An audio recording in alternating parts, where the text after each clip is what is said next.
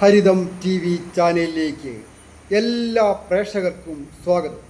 ഇന്ന് വിചിന്തനം ചെയ്യുന്നത് മലയാള വർഷഫലം, കൊല്ലവർഷം 1202 സമ്പൂർണ്ണ ഫലങ്ങൾ. അത് ഇടവം രാശിക്കാരായിരിക്കുന്ന കാർത്തിക, രോഹിണി, മകയിരം നക്ഷത്രക്കാരുടെ ഫലമാണ് പറയുന്നത്. ഈ നക്ഷത്രക്കാരെ സംബന്ധിക്കുന്നിടത്തോളം രാശ്യാധിപനായിരിക്കുന്ന ശുക്രൻ പൂർണ്ണ ബലവാനായി തൻ്റെ ഇഷ്ടഭാവമായ സ്വക്ഷേത്രത്തിലും ഉച്ചക്ഷേത്രത്തിലും അതുപോലെ തന്നെ നീചഭംഗം ചെയ്തും ഒക്കെ സഞ്ചരിക്കുന്ന സമയങ്ങൾ, നിരവധി ദിവസങ്ങൾ ഉണ്ട് ഈ വർഷം. ആ ദിവസങ്ങളിൽ വളരെയധികം സൗഭാഗ്യങ്ങൾ വന്നു ചേരും. അതായത് രാശിയുടെ അധിപനാണല്ലോ, അപ്പോൾ എല്ലാവിധ സൗഭാഗ്യങ്ങളുമാണ് തരിക. ആരോഗ്യം പൊതുവെ തൃപ്തികരമായി, ശ്രേയസ്സും യശസ്സും വന്നു ചേരും. ശുക്രനായതുകൊണ്ട് വാഹനം വന്നു ചേരുന്നതിനും ഗൃഹം വന്നു ചേരുന്നതിനും അതുപോലെ തന്നെ കലാകാരന്മാരായിരിക്കുന്നവർ, കായിക രംഗത്ത് പ്രവർത്തിക്കുന്നവർക്ക് ഒക്കെ അപ്രതീക്ഷിതമായ പ്രസിദ്ധികളും ധന ആഗമന യോഗവും വിദേശ യാത്രയ്ക്കും അതിനുള്ള കരാറുടമ്പടികളിൽ ഒപ്പുവയ്ക്കുവാനും ഒക്കെ യോഗമുണ്ട്. അതുപോലെ തന്നെ 12ാം ഭാവാധിപൻ കൂടിയായിരിക്കുന്ന നിവൃത്തിസ്ഥാനത്തിൻ്റെ അധിപനായിരിക്കുന്ന ചൊവ്വായോട് യോഗം ചെയ്ത് ശുക്രൻ വരുന്ന സമയങ്ങൾ വരുന്നു. അപ്പോൾ മെഡിക്കൽ രംഗവുമായി ബന്ധപ്പെട്ട ജോലികൾ ചെയ്യുന്നവർക്കും, അതായത് ആരോഗ്യ മേഖലകളിൽ ജോലി ചെയ്യുന്നവർക്കോ, രാസവസ്തുക്കളുടെ അത്യപൂർവമായ പ്രവർത്തനങ്ങളിൽ നിഗൂഢമായ പ്രവർത്തനങ്ങൾ ചെയ്യുന്ന ശാസ്ത്രജ്ഞന്മാർ, അങ്ങനെയൊക്കെ ഉള്ളവർക്കും അപ്രതീക്ഷിതമായ വിജയങ്ങൾ വന്നു ചേരും.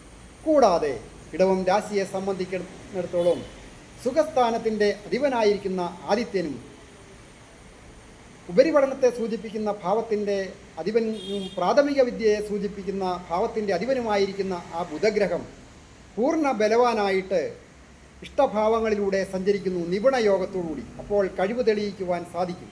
സ്വന്തം കഴിവ് തെളിയിച്ച് ഏതൊക്കെ രീതിയിലാണ് വിജയങ്ങൾ വന്നു ചേരുക, ഏത് തൊഴിലുകൾ ചെയ്യുന്നവർക്കും അതിൽ ഒരു നിപുണ ഭാവം പ്രകടിപ്പിക്കുവാനും അവസരങ്ങൾ വന്നു ചേരും.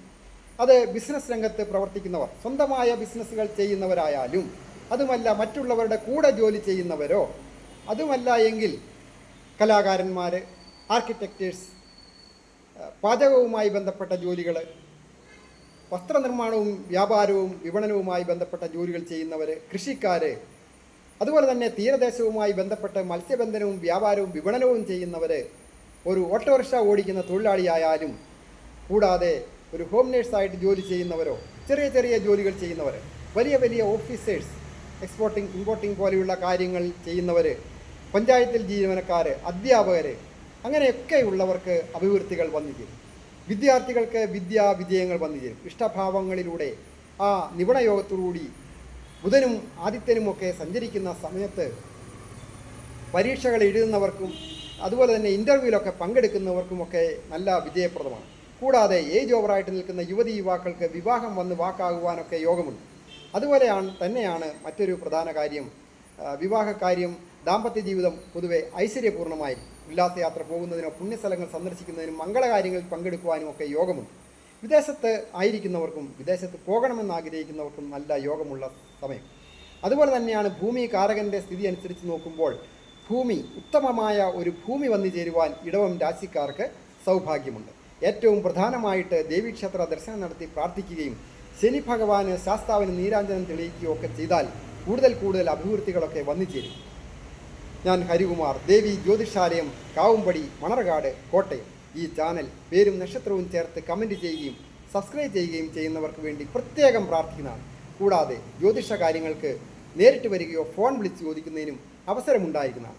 അതായത് വ്യക്തിപരമായ കാര്യങ്ങൾ, തൊഴിൽ തടസ്സങ്ങളായാലും വിവാഹ തടസ്സമായാലും സാമ്പത്തിക കടബാധ്യതകൾ മാറുക, അങ്ങനെയുള്ള നിരവധി കാര്യങ്ങൾക്ക് വേണ്ടി ഫോൺ വിളിച്ച് ചോദിക്കുന്നതിനും ഒക്കെ അവസരമുണ്ട്. അതുപോലെ പൊരുത്തം നോക്കുന്നതിനും മുഹൂർത്തം നോക്കുന്നതിനും ഒക്കെ അവസരമുണ്ട്. എല്ലാവർക്കും നന്മ വരുവാനായിട്ട് പ്രാർത്ഥിക്കുന്നു.